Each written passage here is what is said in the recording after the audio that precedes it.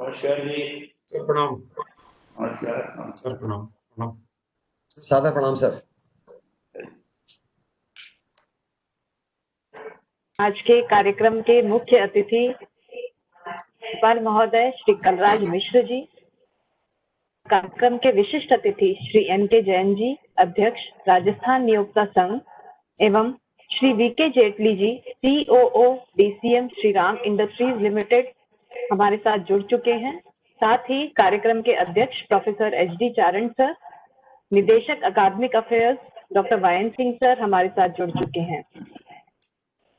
अब मैं माननीय राज्यपाल महोदय से संविधान की प्रस्तावना एवं मूल कर्तव्यों के वाचन हेतु आग्रह करती हूँ व सभी पैनलिस्ट व प्रतिभागियों से निवेदन करती हूँ कि अपने स्थान पर खड़े हो जाएं।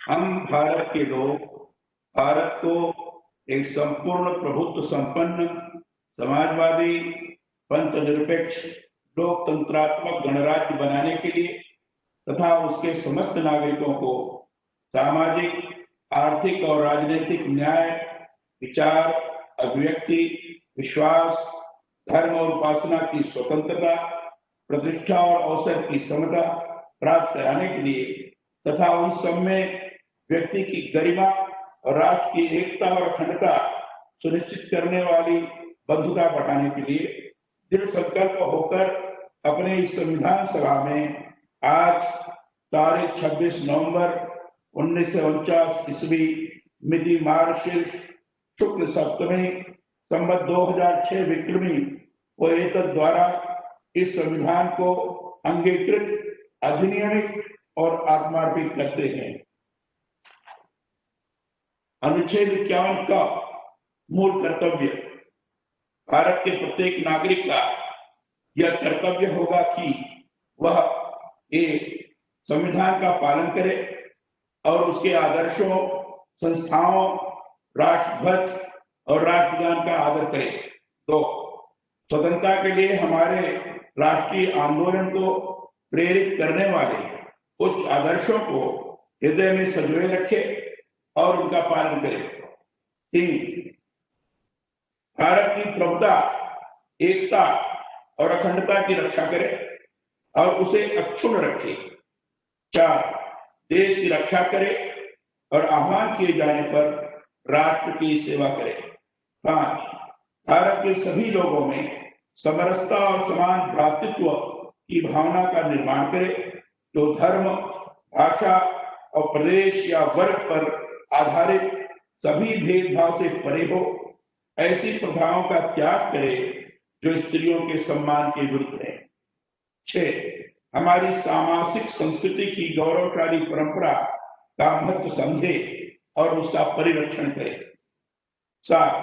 प्राकृतिक पर्यावरण की, जिसके अंतर्गत वन, झील, नदी और वन्य जीव हैं, रक्षा करे और उसका संवर्धन करे तथा प्राणी मात्र के प्रति दया भाव रखे।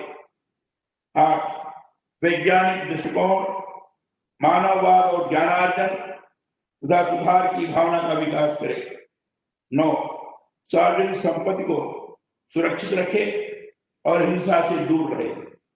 10. व्यक्तिगत और सामूहिक गतिविधियों के सभी क्षेत्रों में उत्कर्ष की ओर बढ़ने का सतत प्रयास करे, जिससे राष्ट्र निरंतर बढ़ते हुए प्रयत्न और उपलब्धि की नई ऊंचाइयों को छू ले। 11. जो माता पिता या संरक्षक हो, वह 6 से 14 वर्ष के बीच की आयु के यथास्थिति अपने बच्चे अथवा प्रतिपाल्य को शिक्षा प्राप्त करने के अवसर प्रदान करेगा। धन्यवाद।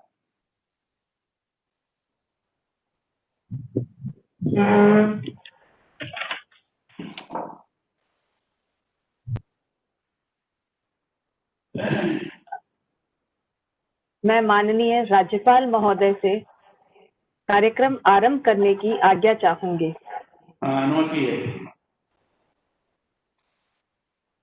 अब मैं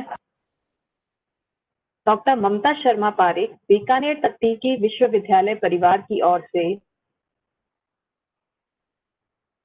स्वागत करती हूँ माननीय राज्यपाल महोदय व बीकानेर तकनीकी विश्वविद्यालय के कुलाधिपति श्री कलराज मिश्र जी का, जिनके कुशल मार्गदर्शन व संरक्षण में विश्वविद्यालय तथा राज्य दोनों ही प्रगति की ओर अग्रसर हैं।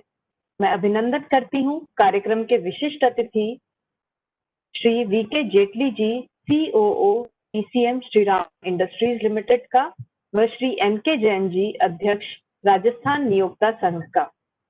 महामारी के इस दौर में अर्थव्यवस्था की प्रगति थम सी गई थी। इस कठिन घड़ी में स्थानीय उत्पादों व स्थानीय उद्योगों ने ही हमारी अर्थव्यवस्था को संभाला। इस दौरान देश के प्रधानमंत्री महोदय ने भी हम सभी को आत्मनिर्भर भारत मिशन पर अग्रसर होने हेतु प्रेरित किया। उन्होंने बताया कि कृषि, उद्योग, सेवा इत्यादि क्षेत्र में हमें आत्मनिर्भर बनना होगा।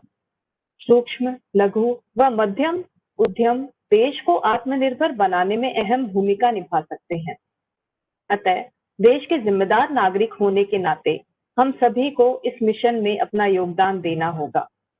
इसी उद्देश्य के साथ बीकानेर तकनीकी विश्वविद्यालय आत्मनिर्भर भारत सप्ताह व आत्मनिर्भर भारत मिशन का आरंभ करने जा रहा है और इसी मिशन के साथ मैं आप सभी को राष्ट्रपिता महात्मा गांधी की जयंती व शास्त्री जयंती की भी शुभकामनाएं देती।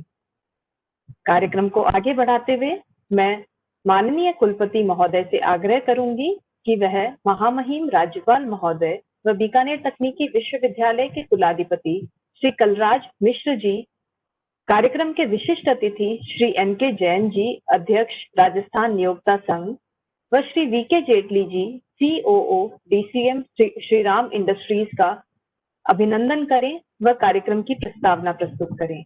Over to Charan sir.